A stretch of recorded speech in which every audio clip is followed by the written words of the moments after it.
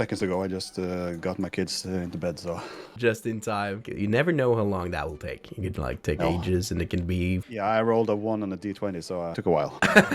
D&D reference, we love those here. Now they're asleep and you're ready. How do you feel? I'm kind of tired, but life is good, so... Yeah, I'm ready for anything. It's a hard knock life being a parent. Oh, it is. And all the other adult stuff. Oh, shit, yeah. And this is the first time we see each other. It is. Yeah, Such live. a handsome man. Yeah, likewise. Take one to know one, man. Congratulations, by the way. Oh yeah, thanks. And thank you so much for being willing to show up on my stream and saying yes to do this. Thank you for having me, man. That made my day when you agreed to that. So before, like, there's a lot of people here in my community. They don't know who you are. So like, just before we watch the movie, tell us a little bit about yourself. Like, who are you? And Well, I'm guessing I'm here because you've seen my movie, my Pikselhjerte, Pixelheart, and beautiful movie. Thank you. It's made from my own pixelated heart. Took all your creative skills and energy. Yeah, it's the combination. And it shows. Yeah, I hope so. Pikselhjerte is the biggest project I've worked on, and so if you just chop that up in itsy bitty pizzas, that's kind of what I do daily as a freelancer. But you do a lot of music stuff, and yeah, he came through Nederlandslag Raid and loved Nederlandslag, and he's made all the jingles there. Yeah, that's how I met you actually. So yeah, and that is great. So and that is how we got in conversation with each other, and here we are, and we're gonna watch this awesome little movie here now. It's 50 minutes long, but it has so many layers, so many hidden messages. You're supposed to watch it 20 times, so the length is kind of relative. So it is. It's a short movie, but it's an entire full-length movie. Snurrefilm. Oh my god. Let's see. Oh, god damn. This movie gets me every time, but especially like in the scene where like it goes through the memories. Like all that really hit me. Like, and I've been like having the interviews with the different streamers here tonight, and we've really been talking about where it all began with gaming, what this gaming meant to us growing up, and why we're still doing it. I really think you got like an essence of that in that scene, especially, which really sets the tone for the rest of it as well, you know. It's one of like the few like videos I've seen. Like the first time I saw it, and that was after I talked to you the first time. I was sitting up in the living room watching it myself, and I actually got teary-eyed. That's very rare to do. Wow, that's so cool, man. Because I could like really connect to it, and yeah, the hospital scene actually gets me as well. It's my wife doing the voice of Mom. During the recording, I told her to picture your son getting mauled by a car, and her face just turned so serious, and she just tried to scream. And because at the time of this recording, you said you had a baby. How many years ago since you made this? The production span has been on and off through almost 10 years. I guess. 10 years. Man, I've never worked on anything for 10 years. I haven't worked on it actively, but up here. Yeah, absolutely. And then the frustration of trying to get what you got up here. Yes. And into channeling it and actually having like the technical skills, and there's a lot of technical skills in this. And another thing, my wife just left. She left the house. Oh wow, that's another. By the way, my wife just left me, so. So, pardon me from bursting into tears now, but my two kids should be sleeping, and since these headphones are noise cancelling, and you gotta go check up. No, apparently they are children screaming cancelling as well. If you guys hear my kids screaming through my the video monitor, just let me know. It's because I can't hear myself, so. You can't hear it, but everyone else can hear your children scream. Yeah. But yeah, this is such a great video, and as you can see, there's so many elements to it, and unfortunately we won't have the time to take a look at that. But there's another guy in the stream today that has had an entire stream dedicated to watching a video and analyze it. So, and he's made a YouTube video about it as well. He has cosplay hair. He did that. You could go check out his stream. Right now, I'm like more interested in you and what you're all about. There's one question that popped up during the watching in the we could see it both in your profile picture, and you have a like little troll here, and the troll is in the video as well. And you call yourself faRk. Why is that? It's kind of stupid name, but in Norway it kind of makes sense because it's not that the people can say faRk without making an effort, so I'm kind of used to being called faRk. It's short, actually. It's effective. I love the name. Yeah, one syllable. That's something I like. Ache, faRk. faRk, Mom, yeah, and Dad, it sounds very Nordic, like, you know, like one of the Norse name. faRk. And as we say, well, you're from Rørvik, and that's Yeah. it's the same place that Teddy, one of the ones I was interviewing earlier, she's also from Rørvik. Rysjo represent. Yes. And so that I recognize like the dialect, because it's Trøndersk, but it's very Trøndersk in some ways, Yeah, and then it's a lot different, because I'm from Levanger. Oh, you are? I'm Okay, Trønder. as a fellow northern Trønder. I am, I'm but a I've been coastal Trønder, so it's... Yeah, she's Trønder. But I've been living in Trondheim since 2015, so Yeah, I've my gotten- dialect is so washed out, man. I get so yelled at by my parents. Every time I go back up north, like, what the fuck happened? You accent the second part of this word, what the fuck are you... But we say faRk. Yeah, faRk. we do as well. So when we as were well. going out and as kids, like, we did mischievous things. Yeah, to do faRk, right? So Ja. that's Don't, ikke gjøre noe faRk. Or as they say, ikke foran å lese. Yeah. I think it's a great name. And then choosing the troll as the avatar for that. Like, trolls are mischievous by nature, and troll is also something very Nordic, very well founded in our culture and folklore and everything. This movie and this story, in some ways, I feel very personal. Yeah, absolutely. And I haven't experienced the drama that the main character of this story experienced, but I mean, I've had an imaginary friend. A lot of us have, but I can't say it's from my own life story, but there are definitely similarities. Getting told to go outside instead of playing games and just continuing the game outside. Making like what I call a gamification of the world around you. Yeah. As a kindergarten teacher, and I'm a professional player, I love the importance of children's play. The games as like the closest thing we get, especially as adults, to the world of playing, the world we were as children. And that is something I'm studying a master's degree now in arts pedagogy and children's culture. And I'm thinking about like writing the topic of my master will be the games, and gaming can be like a relation bridge builder between people, and especially like between generations, and that is also why this movie just represents that. Like, you can see the members, like they have the siblings here, they're twins, right? And they have like the gaming together, and you see those memories. And also you as a parent now, as a gamer. Yeah, I know. The perfect audience would be a nerdy father or mother or parents with their 9-year-old, perhaps. Yeah, with the children. And watching the movie while the child or the young one is after the movie just asking questions, while the parent is somewhat, oh shit, how do I say this? How do I expose talk about this topic, trauma kind of and dark topics? Yeah. What this movie is really all about, and how we deal with trauma, which is like, because I think you nailed like the perspective of being a kid in this. So you must have had, this is my observation, but I think you really nailed, like, you must have had so many good memories as a child and known what your childhood was about going into this. Yeah, I have. And the transition, the part when you go from young to adult, some people handle it well. I didn't. I had loving parents, perhaps too loving, because because when I met the real world, I was kind of like, no, I don't want it. I just want to go back to the safe, pixelated, the gamified world, and safe, the more fun world. I hated turning into a youngster or an adult. It was the absolute worst part of my life, and I believe many people share that same experience. Oh yeah. And I'm not looking forward to my kids going into that phase. Yeah, it's fucking horrible. It's and it defines you for the rest of your life. I'm a very insecure guy, and there's so many scars from that time that I can't get rid of, and it's so annoying, and it's something I work with every day, especially as a parent, because you have to. Because you're faced with your own feelings, your own ways of emotion. It's so raw with children. Yeah, and being the father and that, so they never experienced a closer relationship. Then it's your DNA.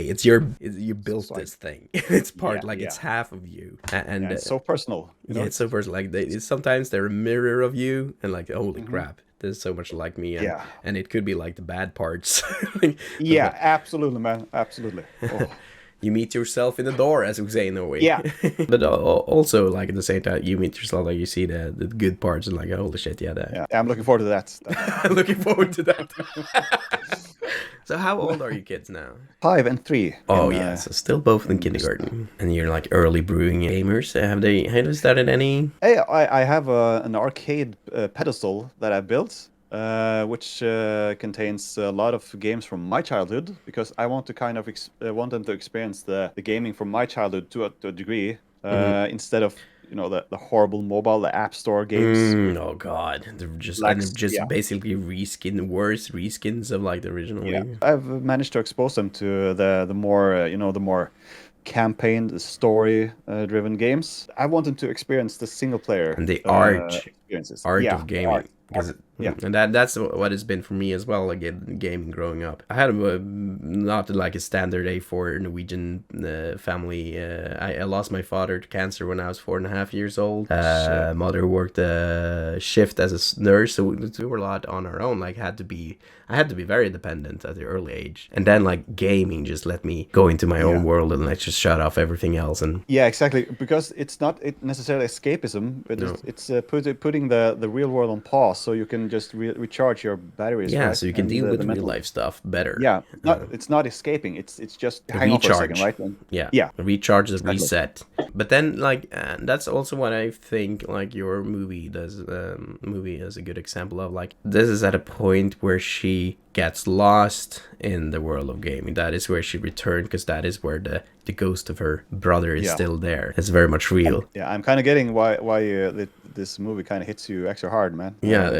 I think this movie can touch a lot of subjects, a lot of mental issues, not just by loss, but anxieties, and I think they can hit people in a lot of different ways. And you don't have to have experiences yourself. And as I said, I thought like, holy crap, did he lose? Like me and cosplay would discuss it. Did he lose a sibling? Like it felt so personal. And I just lost my imaginary friends. That's all. Yeah. But who was this imaginary friend though? Like he was called Martin, which is kind of weird, because I had a friend called Martin in the kindergarten, which I was very good friends with. But I don't know if it was a duplicate or a doppelganger. But I did some recordings on a cassette player, and I heard myself playing with Martin. I mean, a lot of kids probably do this as well. Play out role playing with themselves. Yeah, it's very common. Some people have like such a lively, vibrant imagination as well, that they really think that they have imaginary friends. And I have kids in my kid. Every year I have at least one kid that has this imaginary friend. And you don't necessarily have to be lonely in order to have one. But I was kind of a loner. I was the youngest one, and I had two very much older brothers, which was great. But I spent a lot of time by myself. Naturally, gaming became a part of it as well. So in that way, it's kind of personal, because as the brother in this movie, it's become imaginary friend. Yeah, so it's the icon of nostalgia, and at the same way that the faRk troll is also an icon of nostalgia. I called him a retroll. It's a retro, and I think the term is used for people bringing up closed posts in forums where people have perhaps in anger discussed something. Yeah, and then they bring it up like 20 years later. They're arrested for it. So there's a parallel there, kind of, but at the same time, what's the role? Is he doing good or is he doing bad? That's the vagueness I was going for as well. Yeah, indeed. I still talk to myself for entertainment, and I'm 31.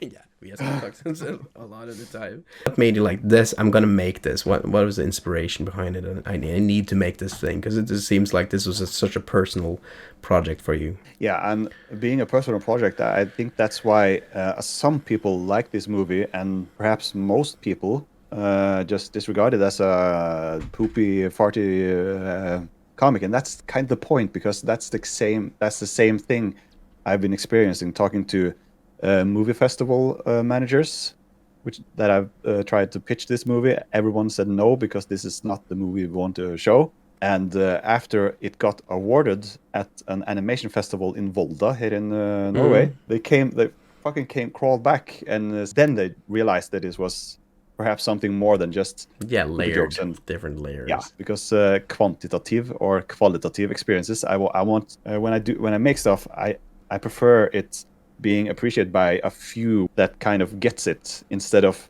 many people that kind of the ones that it I really saw it. connects with. And The best spend the time. movie experiences I've gotten myself. It's the indie ones, the unknown ones, with the references that perhaps only 2 or 3 people gets in the audience. But when when you hear that, the one guy that takes the reference, instant connection. I share this. I share this with the creator. That's kind of what I want. I want to share this with the viewers. So, but to answer your question, sorry. The inspiration, I kind of answered it. My own childhood, absolutely. And in terms of the visual arts, it's the classical Disney movies and the Don Bluth, geniusly animated stuff. Yeah, being a recluse, spending a lot of time playing video games, mainly on the Commodore Amiga, which is frequently referenced in this movie. And there's like a lot of internet culture in it. A lot heavily inspired by, and definitely internet culture of like the early internet. You can see, like the start of memes, and a lot of the silliness of it is like very classic early like Newgrounds animations. Absolutely. Like an old internet troll memes. Like you see a lot of that in the animations, and it brings back so strong feelings of nostalgia. And something that is like those memes that you don't see them around them. I was like, this was such a golden age of weird age of internet. I think I shared that with the lead animator Torkil, and we kind of had the same references and the same feel for comedic timing. My speciality is the rhythm and the comedic timing. That's something. The rhythm is amazing because you have 50 minutes. It's a bit too fast perhaps, but it's at the same time it's kind of supposed to be fast because it adds up to the incentive of watching it one more time.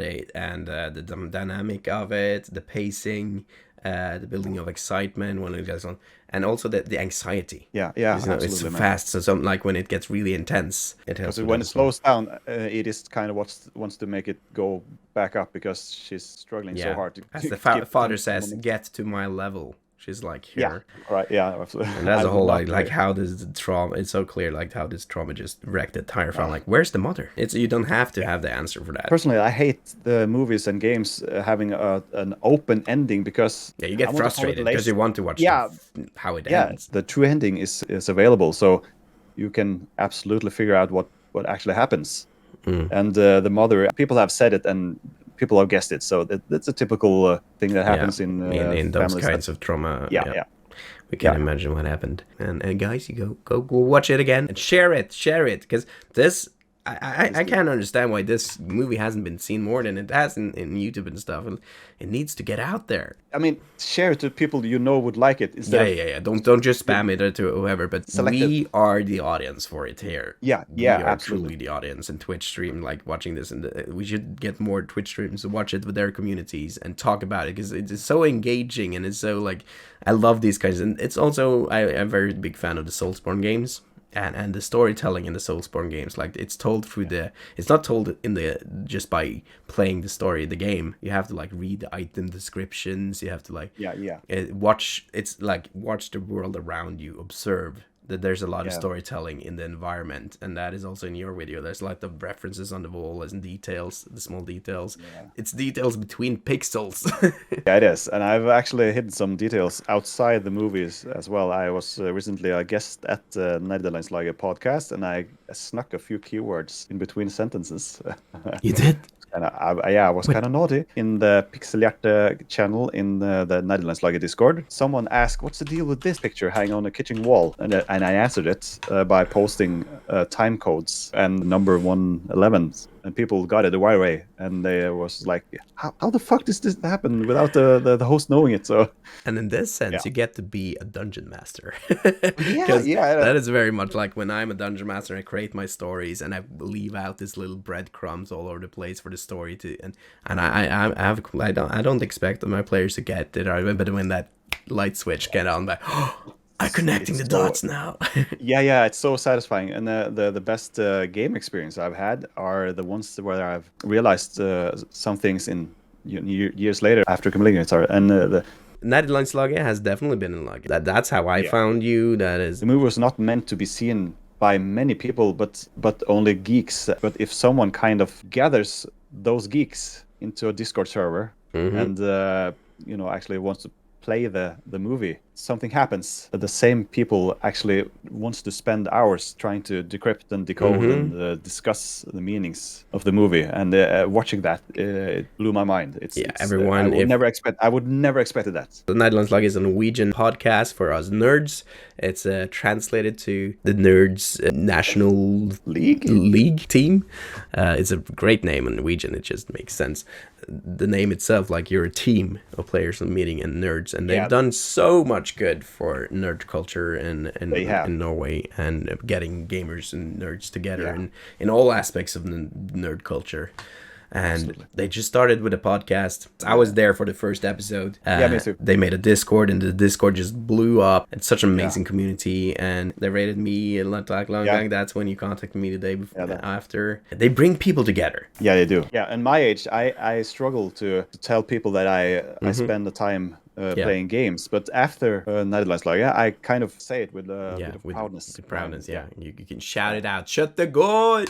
Yeah, that's the chant.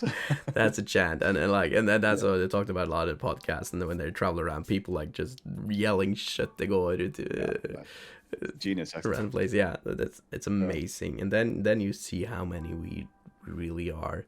Eller scroll, shut the god.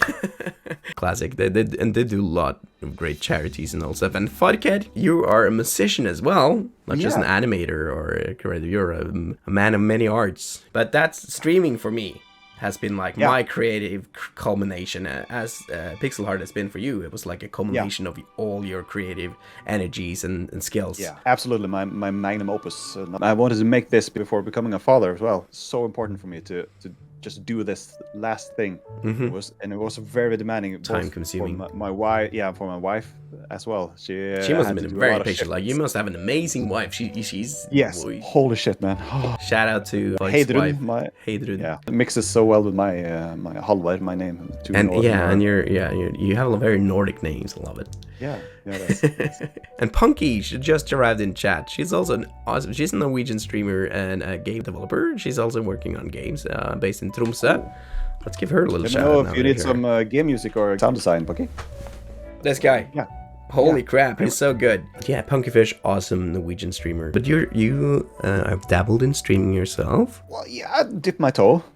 I've tried streaming creative stuff. It's the thing I tend to do is prepare a bit too much, and instead of kind of streaming while I work, I was instead working in creating the stream that I thought people would see, and that's the first fail I've heard. The time budget doesn't add up. So pressing that live button, going live, takes a lot of courage. Oh my god, it does. Yeah, and I actually hate the live aspect because I'm used to editing, because my brain don't necessarily stop me in time before I say something. You're trønder. They talk fast up there. Yeah, and I spend a lot of brain energy trying to stop myself in time. So I'm used to edit myself. So, but then again, just do it. Just do it. Just do it. Look at that. Yeah, got some fancy stuff there. Yeah, 50 stream decks. So I had to put your Twitch is faRk, isn't it? Yeah. I would love to do more streaming, perhaps while playing games like, Firewatch or Undertale, stuff like that. One shot or spooky games. I would love to watch that. Or just streaming while doing creative stuff. Let's give a little shout out to faRk. But everyone, go follow this amazing guy, this amazing creator in all aspects. And as I said, he says himself is an insecure guy, but what he does is amazing. He reached out to me and was so welcoming, and it made my day. Okay, guys. Our time's up. It's time to go. I really have to pee. I'm so. Check on your children. They've been crying for like the past half hour. Okay, see you later. Thanks so much. Thanks for having me again. Congratulations, man. And watch the video 5 times, 10 times, 100 times. It's worth it. Name drop. Oh, the said friend is Robert Bolt. I play with him weekly. Oh shit! There you go. Well, make connections, Punkyfish, faRk. Let's make games together. Wow, cool. I'll drop your name and see if we. Responds. Go follow her. She's amazing. She also plays a lot of the Soulsborne games, so it's a lot of fun watching her. I'm gonna go with my D&D group, 3 of them at least. So, okay, faRk. See you later. See you later, man. Good luck. Bye. Bye.